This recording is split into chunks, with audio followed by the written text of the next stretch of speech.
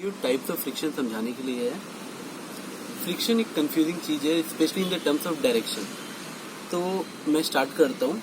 Suppose हम कुछ दो बॉडीज लेंगे। फ्रिक्शन समझने के लिए आपको कांटेक्ट समझना पड़ेगा कि हम कांटेक्ट कैसे बनाते हैं, क्योंकि friction is a contact force.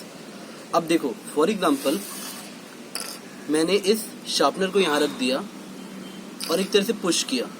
इस समय ये डिसाइड करना फ्रिक्शन कहाँ होगा ये बहुत इजी होता है। अगर बॉडी इस सपोज इस टेबल को बॉडी ए और इसको बॉडी बी बोल रहे हैं, अगर बॉडी ए रेस्ट पे और बॉडी बी उसके ऊपर से ऐसे स्लाइड कर रही है तो फ्रिक्शन एग्जैक्टली अपोजिट लगेगा इसके ऊपर।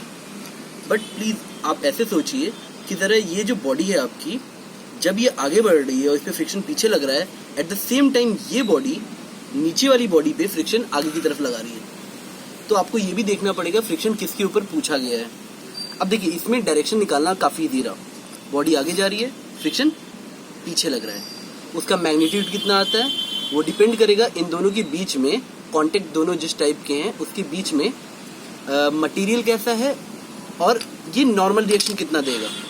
अगर मैं इसको ऐसे रख रहा हूँ तो यहाँ पे नॉर्मल, देखिए इस प्लेन सरफेस पे mg नॉर्मल रिएक्शन के बराबर होगा। Magnitude of the kinetic friction, और जब स्लाइड कर रहा है तो आप सिंपली इतना बोल सकते हो कि फ्रिक्शन का डायरेक्शन पीछे, और मैग्नीट्यूड उसका म्यू इंटू एन होता है, where mu is coefficient of friction. अब यहाँ पे ये चीज बच्चे बड़ी आसानी से समझ जाते हैं, वो इसी को कॉन्सेप्ट समझ लेते हैं और यही गलती होती है। अब सपोज मैं इस तरह से रखता हूँ। अब देखिए आपको तीन बॉडी दिख रही होंगी, ए बी सी। अगर अब मैं इस बॉडी को मूव करूं तब बच्चों को लगता है कि ये बॉडी, बेटा ये बॉडी मोशन में with respect to A but rest में विद रिस्पेक्ट टू बी। अगर अभी ये मूव कर रही है इस तरह से तो ये काइनेटिक फ्रिक्शन नहीं रह गया इन दो बॉडीज के बीच में। Now it's a static friction. और मान लो अगर मैं तुमसे बोलूं ये इधर जा रही है और ये इधर जा रही है, सपोज एक ऐसे मोशन होता है, मैंने दो चीजों को ऐसे मारा कि लाइक मैंने इसको पुश किया, ये इधर भाग रहा है और ये इधर भाग रहा है, तब उस समय इस पे फ्रिक्शन कहाँ पे लगेगा। अगर आपको उस समय फ्रिक्शन समझना है इस बॉडी के ऊपर, सपोज ये बॉडी स्लाइड करते हुए इधर जा रही है और आप इधर जा रहे हो विथ रिस्पेक्ट टू अर्थ और बॉडी ए। आपने एग्जैक्टली ये देखा, चलो बेटा ऐसे समझो कि आपने कुछ ऐसे मोशन ऑब्जर्व किया, आपने देखा विथ रिस्पेक्ट टू अर्थ ये इस तरफ जा रहा है और बॉडी भी इस तरफ जा रही है। तो टेक्निकली आपको कुछ ऐसी फीलिंग आएगी कि हाँ सर हमको जब ऐसे दिख रहा है तो शायद ये बॉडी आगे इस तरफ जा रही है। विथ रिस्पेक्ट टू अर्थ आप सोचो आपको क्या दिखा, ये ऐसे जा रहा है और ये बॉडी आगे जा रही है।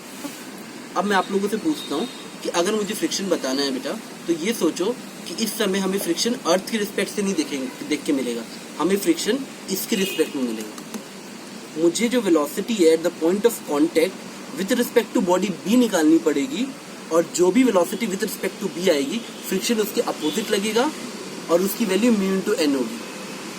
अगर मैं इस बॉडी सी की velocity with respect to B निकालता हूँ तब फ्रिक्शन उसके अपोजिट लगता है। सपोज देखो एग्जांपल देखो, मान लो आपसे किसी ने बोला कि ये बॉडी इधर जा रही है और ये वाली बॉडी इधर जा रही है, तो मैं अगर सी को विथ रिस्पेक्ट टू बी निकालूं तो बी के रिस्पेक्ट में ये बॉडी की वेलोसिटी बेटा ऐसे होगी, क्योंकि मुझे चाहिए C with respect to B, तो मैं लिखूंगा C with respect to E plus E with respect to B. तो E with respect to B पीछे गया और C with respect to E ऐसे आया, तो मुझे मिल गया C with respect to B जो कि ऐसे आया। तब फ्रिक्शन का डायरेक्शन इस तरफ होगा। ये बॉडी इस बॉडी में फ्रिक्शन अपोजिट लगाएगी, opposite to the relative motion. बेटा पूरा फ्रिक्शन इसी बात पे डिपेंड करता है कि बॉडीज के बीच में रिलेटिव मोशन ना हो। अगर आप पूछोगे ना कि what is the origin of friction, तो फ्रिक्शन ऐसा एक फोर्स है जो चाहता है कि दोनों बॉडी एक दूसरे के रिस्पेक्ट में रेस्ट पे रहे, with respect to each other वो रेस्ट पे रहे। अगर अब ये बॉडी मोशन करना चाहती है इस बॉडी के रिस्पेक्ट में, तो ये अपने रिस्पेक्ट में इसको रोकना चाहेगी, इसलिए बॉडी सी की velocity with respect to body B निकालिए और उसके अपोजिट उसको फ्रिक्शन फोर्स का डायरेक्शन दीजिए। हाँ, अगर ये दोनों एक दूसरे के रिस्पेक्ट में मोशन में, दैट इज स्लाइडिंग फ्रिक्शन, तो मैग्नीट्यूड हमेशा म्यू इनटू एन होगा।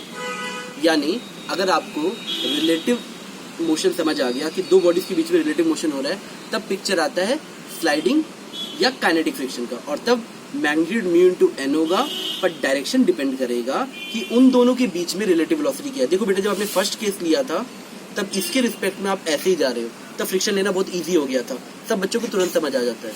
लेकिन जब मैं इसको लाता हूँ पिक्चर में, तब आप इसके रिस्पेक्ट में ना देख के क्वेश्चन की लैंग्वेज कुछ इस तरह होगी कि आप इसके रिस्पेक्ट में सोचते हो। आपको इसके रिस्पेक्ट में वेलोसिटी निकालनी है और उसके अपोजिट डायरेक्शन में फ्रिक्शन लगाना है with magnitude mu into N.